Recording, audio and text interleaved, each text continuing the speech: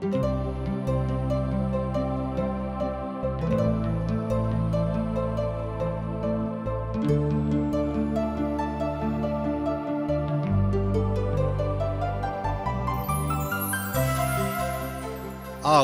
हम सब TWR India द्वारा प्रस्तुत कार्यक्रम असक इजोत देख रहल छी। यह एकटा सुनियोजित रूप से बाइबल के पुस्तक के अध्ययन अछि, जाहि में एहन बहुत सा सवाल के जवाब देवल जाय अछि, जेना कि 1. परमेश्वर के छथि? 2.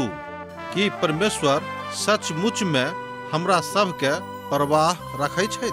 3. परमेश्वर के हमरा जीवन के प्रति की इच्छा छनि? ई बातों के कृपया देखू आ सुनू, जाहिसँ परमेश्वर अहाँ के ज्योति बनल रहे। मैथिली कार्यक्रम आशा की ज्योत में एक बेर हम और अहाँ के अभिनंदन प्रभु यीशु मसीह के मीठ पवित्र आ अनुग्रहकारी नाम में कह रहलहुँ हैं। आजुक दिन हमरा सब पहिल कुरिन्थियों पोथी तकर 2 अध्याय में आबि गेलहुँ हैं। एहि अध्याय में विशेष कऽ बतायल गेल अछि कि पवित्र आत्मा के वास्तविक स्वरूपक हमरा लोकनि कोना के बुझबेक।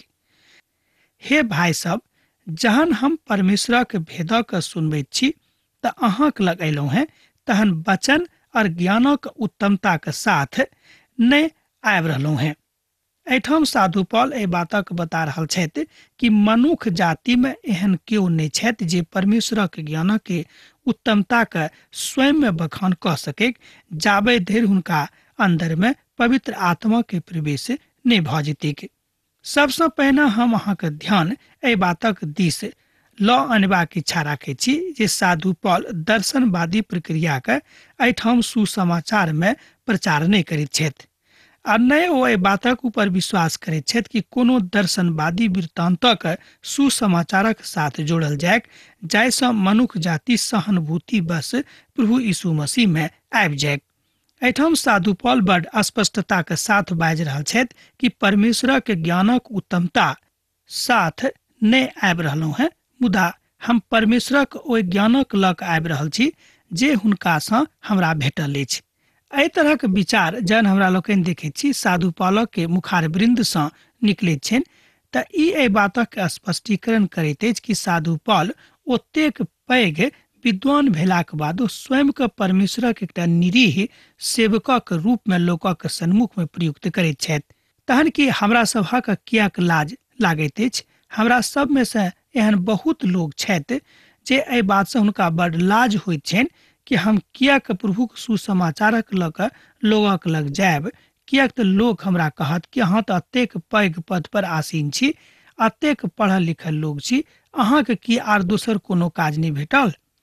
एहि तरहक विचारक अभिव्यक्ति अहाँके सन्मुख में आयत, मुदा जँ अहाँ हृदय से प्रभु यीशु मसीह के स्वीकार कयलहुँ हैं तऽ ई बात अहाँके मुख से होइत बा अहाँके जिंदगी से होइत बा अहाँके काज से होइत, अहाँ एहि बात से एको रत्ती नहि लऽ जायब। कियाक तऽ साधु पौल कहैत छथि कि हमरा सुसमाचार से लाज नहि होइत अछि। एहि बातक जँ अहाँ गंभीरता से और विस्तार पूर्वक विचार करबै अपना हृदय में, तऽ अहाँ पायब कि प्रभु हृदय के सच्चाई से प्रसन्न होइत छथि, कोनो मनुखक मीठ बात से नहि।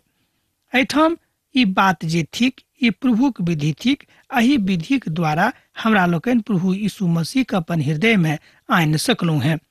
एहिठाम हमर प्रभु यीशु मसीह सेहो अपनौने छथि, आ साधु पौल कोनो खास भाषा के हिसाब से बा तकर प्रयोग एहिठाम नहि कऽ रहल छथि। आ साधु पौल तऽ दुनिया के विधि से परमेश्वरक वचनक प्रचार करैत इच्छा राखैत छथिन, जाहिसँ सब मनुष्य जाति प्रभु यीशु मसीह के चिन्हैक। कियाक तऽ हुनक यह उद्देश्य रहनि कि जँ हम कोनो गंभीर भाषा के उपयोग करब तऽ लोक जे पढ़ल लिखल नहि छथि, जे कम पढ़ल लिखल लोग छथि, ओ प्रभु यीशु मसीह के कोना के जानथिन। तैं ओ जतऽ जतऽ प्रचार करबाक लेल गेलाह, ओ बहुत सरल भाषा में लोकक प्रभु यीशु मसीह के विषय में बताबैत रहथिन, आ ईश्वरीय तत्वक भेद हुनका सभक सन्मुख में बड़ स्पष्टता के साथ राखैत रहथिन। आ यह काज करबाक ओ हमरो सभक सलाह दैत छथि, अहूँ के दैत छथिन। पौलुस बड़ स्पष्टता के साथ बताबैत छलाह जे प्रभु यीशु मसीह क्रूसक ऊपर चढ़ि गेलाह, किएक चढ़लाह तऽ अहाँक लेल हमरा लेल ओ चढ़ि कऽ प्राण देलनि, जाहिसँ समस्त मनुष्य जाति के उद्धारक द्वार खुजैक। दोसर भाषा में अहाँ बाजि सकैत छी कि जाहिसँ संपूर्ण मनुष्य जाति के लेल उद्धारक द्वार खुजैक। क्रूसक ऊपर प्रभु यीशु मसीह अपन प्राण देलनि। ई बड़ पैघ क्रांति छल आ मनुष्य जाति में प्रभु यीशु मसीह ऊपर प्राण देबाक घटना कोनो अनर्गल घटना ने बड़ अद्भुत घटना के रूप में लोग देखैत छथि। जाबे धरि हमरा सब प्रभु के नहीं बुझबैक ताबे धरि हमरा लोकनि कोना के प्रभु के चरण में आबि सकैत छी आ हमरा सभक जिंदगी में व्यक्तिगत जागृति कोना काबत। सबसँ पैघ जरूरत अछि हमरा सभक जिंदगी में व्यक्तिगत क्रांति, व्यक्तिगत जागृतिक। किएक तऽ जाबे धरि हमरा लोकनि स्वयं नहीं जागब तहन दूसरा के कोना के जगा सकलहुँ हैं। किएक तऽ हम एहि बातक निश्चय कऽ लेने छलहुँ हैं कि अहाँ के बीच में क्रूसक ऊपर चढ़ायल मसीह के छोड़ि कऽ आर दोसर कोनो बातक नहीं जानू। एहिठाम साधु पौल बड़ स्पष्टता के साथ कहैत छथि कि कलीसिया के अगुआ के यह काज छनि कि ओ लोकक यह सिखावे कि प्रभु यीशु मसीह क्रूसक ऊपर चढ़ि कऽ अहाँके लेल प्राण देने छथि। एहिसँ बेसी आर दोसर कोनो बातक ज्ञानक आवश्यकता अहाँके नहीं अछि। पौलुस कोनो तरहक दार्शनिक बातक एहिठाम जिंदगी में आनैक इच्छा नहीं राखैत छथिन आ नहि एहि विषय पर ओ विचार करऽ चाहैत छथि। हुनक विचार विमर्श यह छनि कि लोक प्रभु यीशु मसीह के अपार नेह के बुझेक आ एहि बातक प्रचार करबाक आजुक दिन में जरूरत अछि। ओ कहलनि कोनो धार्मिक ज्ञानक जरूरत मनुष्य जाति के नहीं छनि, मुदा प्रभु के प्यारक ज्ञानक जरूरत हुनका छनि। किएक तऽ जे मसीह क्रूसित भेलाह वह मसीह अहाँके लेल बा हमरा लेल सूली पर चढ़ावल गेलाह, जाहिसँ समस्त संसारक उद्धार हुनक पाप सँ होइक। एहि द्वारा प्रभु यीशु मसीह के सूली ऊपर चढ़ावल गेलनि। हमरा लोकनि जे निर्बल छी, हमरा लोकनि जे निर्बुद्धि छी, हमरे सभक प्यारक कारणे हुनका सूली पर चढ़ पड़लनि, बा एना कहियो कि हुनका सूली पर चढ़ावल गेलनि। दोनों विषय वस्तु एके बातक द्योतक थिक जे मनुष्य जातिक उद्धारक द्वार प्रभु यीशु मसीह के कारणे खुजलेके। पौलुस अपन हृदय खोलि कऽ अपन हृदय के आंतरिक बातक एहिठाम बता रहल छथि। ओ बड़ स्पष्ट भऽ कऽ एहिठाम बाजि रहल छथि कि जहियासँ हम प्रभु यीशु मसीह के संगति में अयलहुँ हैं आ प्रभु यीशु मसीह के संगतिया बनि कऽ हुनका संगे चलनाइ आरंभ कऽ देलहुँ हैं, तहियासँ हम प्रभु सत्ता के विषय में खूब नीक रीति से बुझलहुँ आ जतेक हमर आत्मिक कमजोरी छल तकरा हम दूर कऽ देलहुँ हैं आ जे अवस्था अखन हमर अछि हम अखन प्रभु यीशु मसीह में मजबूत भऽ रहल छी। एहिठाम साधु पौल हमरा सब गोटे की बता रहल छथि कि हमरो सभक जरूरत थिक कि हमरा सब अपन अपन जिंदगी में आत्मिक सत्ता के रूप में प्रभु यीशु मसीह के देखिए, जाहिसँ वह प्रभु सत्ता हमरा सभक जिंदगी में लागू होइक आ हमरा सब जतेक काल धरि संसार में जीवित रहबैक ततेक काल धरि प्रभु यीशु मसीह के अपना लग राखबनि। हमरा लोकनि बहुत बेर कमजोर भऽ जाइत छी आ एहि कारणे कलीसिया सेहो कमजोर भऽ जाइत अछि आ एहि कमजोरी के कारणे हमरा लोकनि जे काज पवित्र आत्माक हमरा सभक जिंदगी में होइत अछि तकरा हमरा लोकनि नहि बुझि पाबैत छी। यह विनम्रता सँ साधु पौल एहिठाम बता रहल छथि। हमरो सभक यह बातक ज्ञान सीखनाइ बड़ जरूरी भऽ गेल अछि। किएक तऽ जाबे धरि हमरा लोकनि संसार में छी, हमरा सभक कोना के जिंदगी बितेबाक अछि, कोन तरह हमरा लोकनि पवित्र भऽ कऽ प्रभु यीशु मसीह के संग में रहब, एहि सबटा बातक एहिठाम साधु पौल बड़ स्पष्ट रीति सँ बता रहल छथि। पहिल कुरिन्थियों पोथी तकर 2 अध्याय आ तकर 4 पद में अहाँ एहि बातक देख सकैत छी। हमर वचन और हमर प्रचार में ज्ञानक लुभावे वाला कथा ने, मुदा आत्मा और सामर्थ्य के प्रमाण छल। एहिठाम हमरा लोकनि प्रभु यीशु मसीह वचनक देखैत छी। 4 पद में एक बेर आउ हमरा लोकनि और पदक देखब। हमर वचन आर हमर प्रचार में ज्ञानक लुभावे वाला कथा ने, मुदा आत्मा और सामर्थ्य के प्रमाण छल। आ अखन हमरा सभक युग में लोकक बहुत शब्दक वक्तव्य छनि, अर्थात लोकक अभिव्यक्ति भिन्न भिन्न छनि।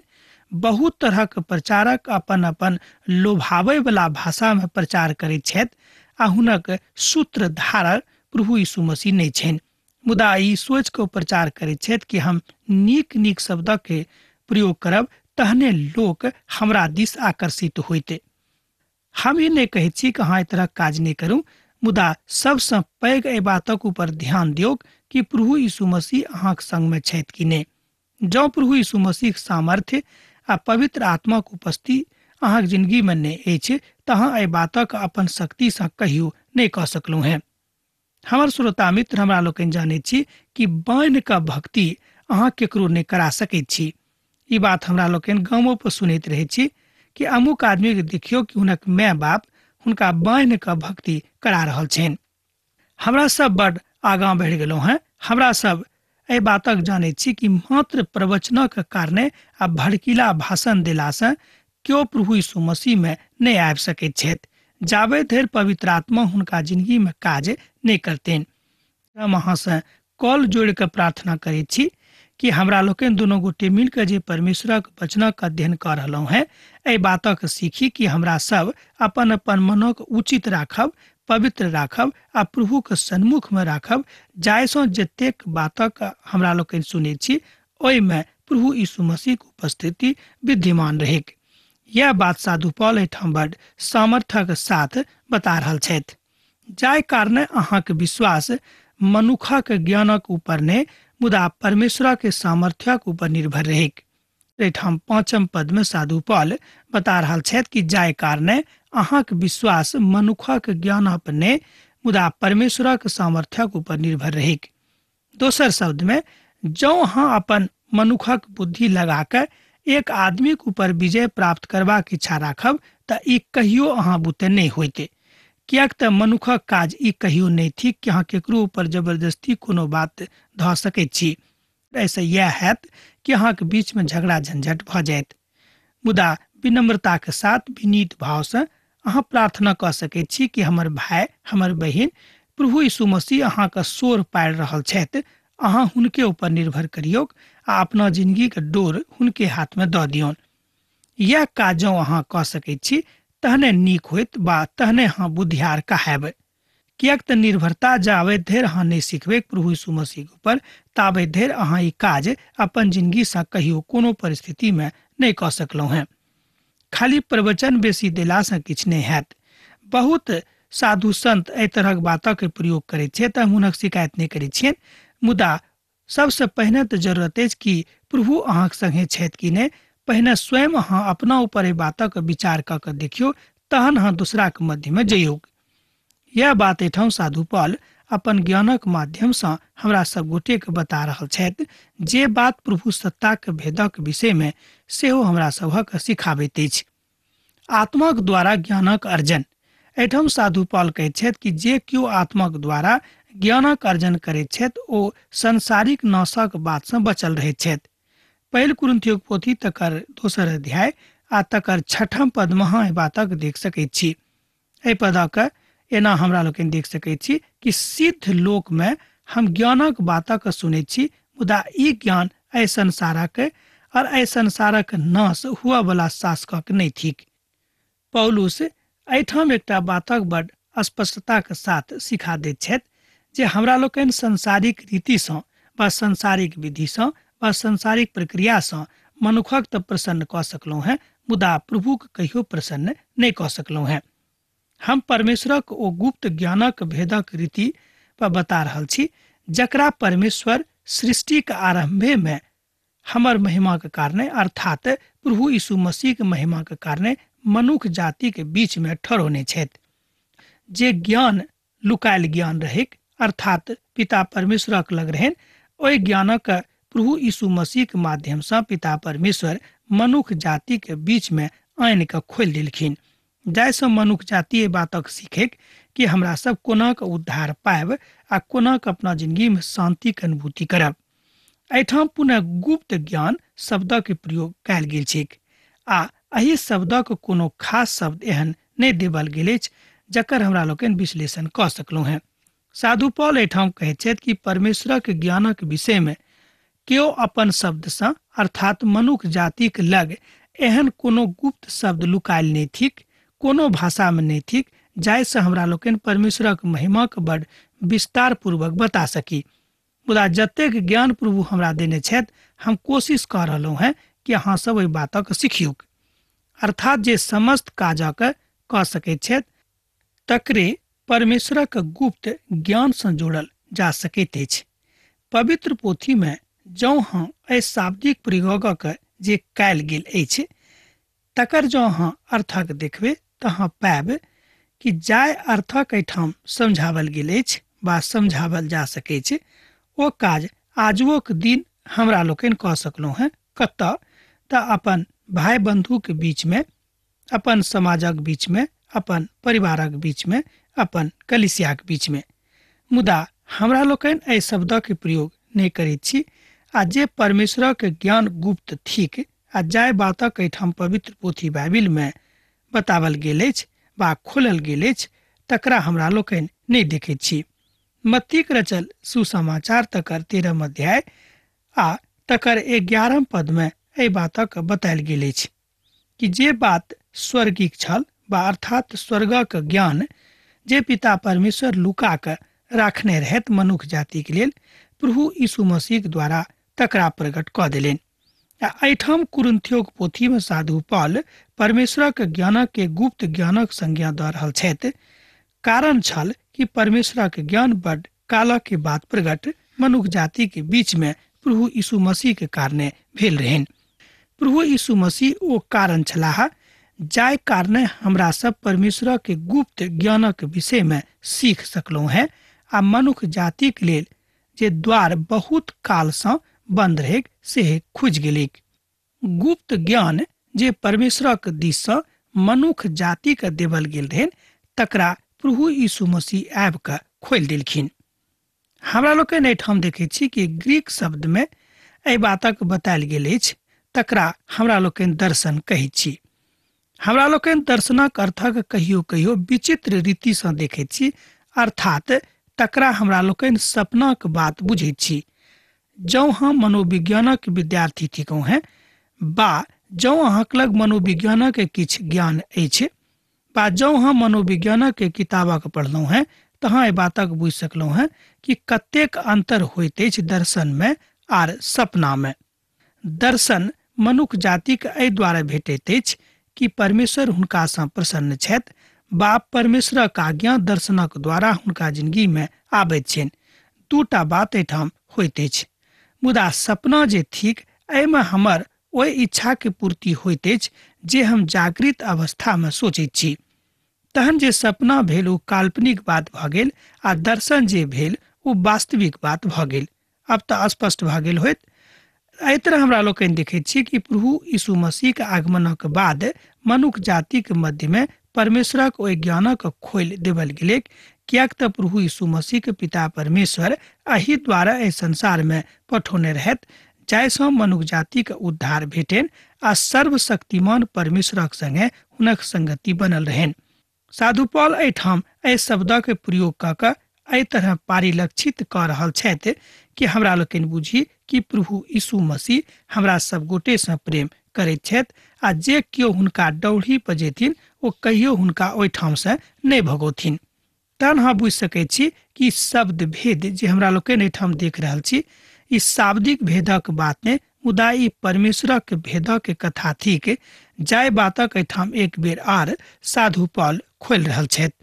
हमरा लोकनि नवा नियमक पोथी में एहि बातक बड़ व्यापक रूप में देखैत छी, मुदा जेना जेना हमरा सब एहि पोथीक अध्ययनक आर आगाँ लऽ जायब आर बेसी एहि बातक विषय में जाननाइ आरंभ कऽ देबै जाहिसँ एहि शब्दक प्रयोग बड़ विस्तार पूर्वक कयल जा सकैत छै।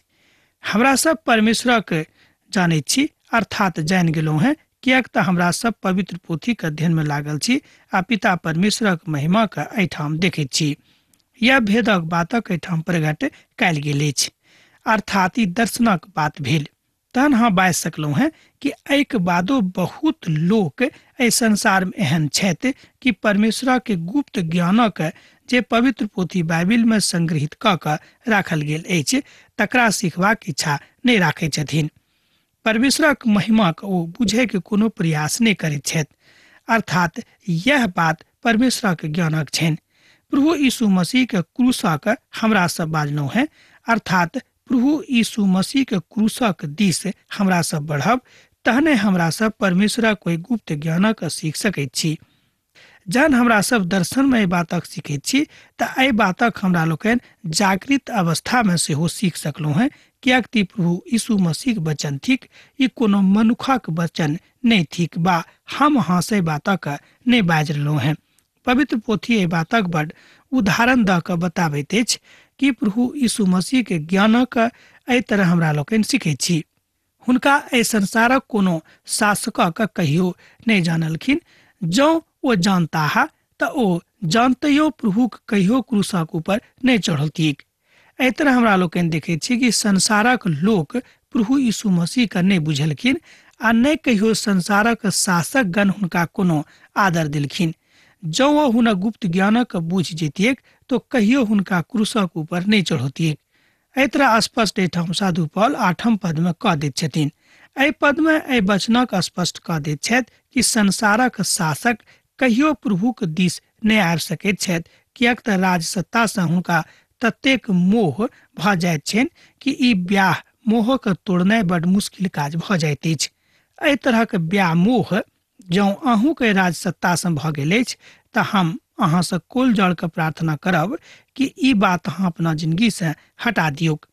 एक बेर विचार कऽ के देखियौ कि अहाँ एहि संसार में कतेक काल धरि छी वा कतेक कालक लेल अहाँ एहि संसार में पठाओल गेलहुँ हैं।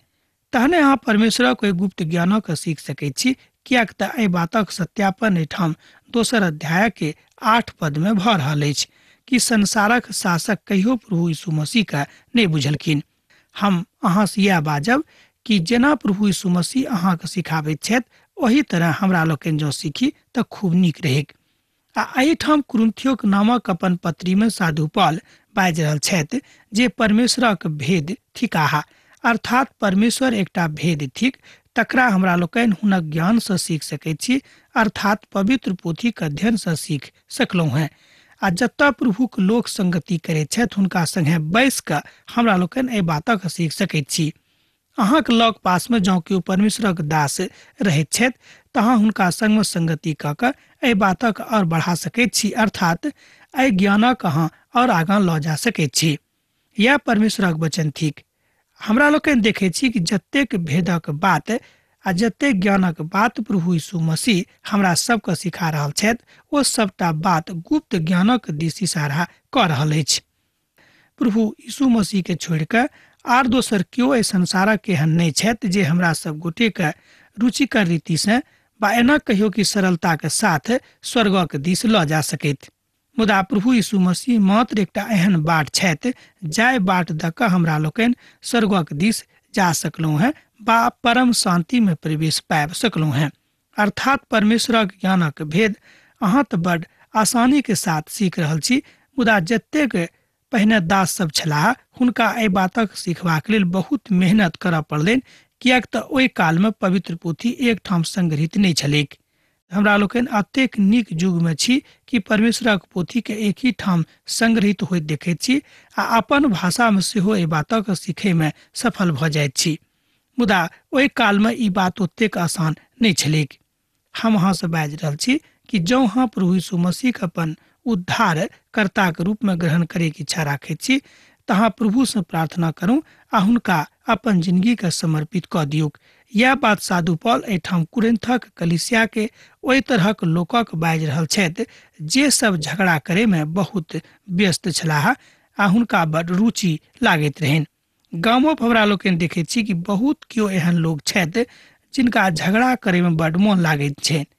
बहुत लोग तेना कहै छै कि बहुत केओ कीन कऽ झगड़ा करैत छथिन। एहि तरहक लोग अहाँ शायद देखने होबे, हम तऽ बहुत के देखने छियनि। एही तरहक लोग कुरिन्थक कलीसिया में सेहो छलै जे जानि बूझ कऽ झगड़ा करैत रहथि, कियाक तऽ हुनका लग परमेश्वरक जे भेद, परमेश्वरक जे गुप्त ज्ञान रहनि अखन धरि नहीं पहुँचल रहनि, अर्थात ओ अपन विश्वास में अखन धरि धिये पुता छलाह, ओ बेशक नहीं भेल रहथि। तहन हम अहाँ से कहब कि परमेश्वरक जीवन के अहाँ बुझियौक आ अपना जिंदगी के अहाँ बुझियौक, तहने अहाँ प्रभुक संगति में आगू जा सकलहुँ हैं। हम अहाँ से यह बाजब कि जेना प्रभु अहाँ से प्रेम राखैत छथि अहूँ हुनका संगे ओही तरह प्रेम राखू। एक हाथ से थपड़ी नहीं बाजैत अछि। अब आजुक अध्ययन हमरा एही ठाम समाप्त करबाक आज्ञा दिअ, कियाक तऽ अहाँ से विदा होय के काल भ रहल अछि। पाती लिखैत रहब, बिसरायब ने। प्रभु यीशु मसीह के नेह अहाँ के जिंदगी में बनल रहे। आमीन। हमरा विश्वास अछि कि ई कार्यक्रम अहाँ के लेल लाभदायक सिद्ध भेल अछि। हम चाहै छी कि अहाँ अपन आशीषों के हमरा संग साझा करू। जँ अहाँ के नजीक बाइबल सँ जीवन सँ संबंधित कोनो प्रकार के प्रश्न भ सकै अछि तऽ अपन समस्या के लेल प्रार्थना करबा के लेल जँ चाहै छी तऽ हमरा फोन पर जरूर संपर्क कऽ सकै छी। परमेश्वर अहाँ सब के एकटा सुखद आनंदित दिन प्रदान करै।